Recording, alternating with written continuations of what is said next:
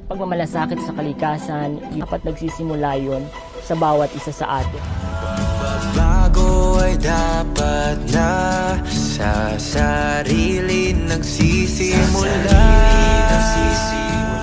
Kumusta, Verified? Ako si Purple Dibiri at ito ang aking mini vlog. Isang panibagong proyekto ang aking sisimulan at narito na nga at iginuguhit ko ang disenyo ng piraso na aking gagawin. Ito ay kumuha ng inspirasyon sa Queen of Philippine Orchids, ang waling-waling.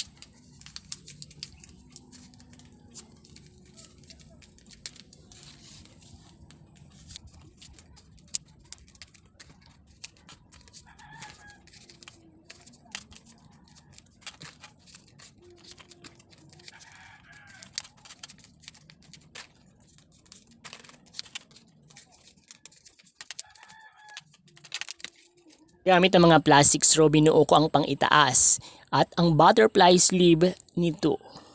Ang pang-itaas ay nahahati sa dalawang kulay, ang kulay asul at kulay pula. Ginawa ko ang disenyong ito hindi lamang interpretasyon ng bulaklak na waling-waling, kundi representasyon din ng mga pangunahing kulay ng ating watawat. Kulay puting barang fabrics ang ginamit ko para sa skirt nito at inilapat ko na nga ang kulay asul at pulang mga bulaklak bilang disenyo dito at gayon din sa pang-itaas.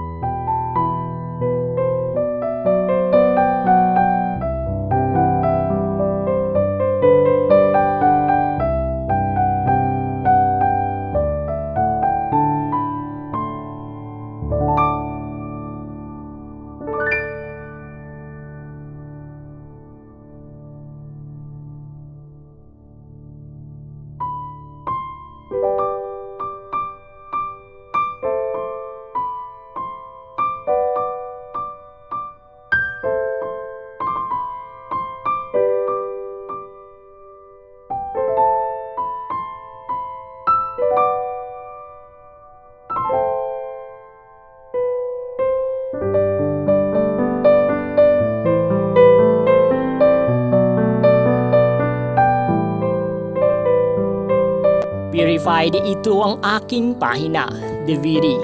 Bilang isang fashion designer, hangarin ko na makapagbigay ng inspirasyon at kamalayan lalo't higit sa mga kabataan upang tayo ay maging bahagi ng solusyon sa lumalalang problema natin sa basura.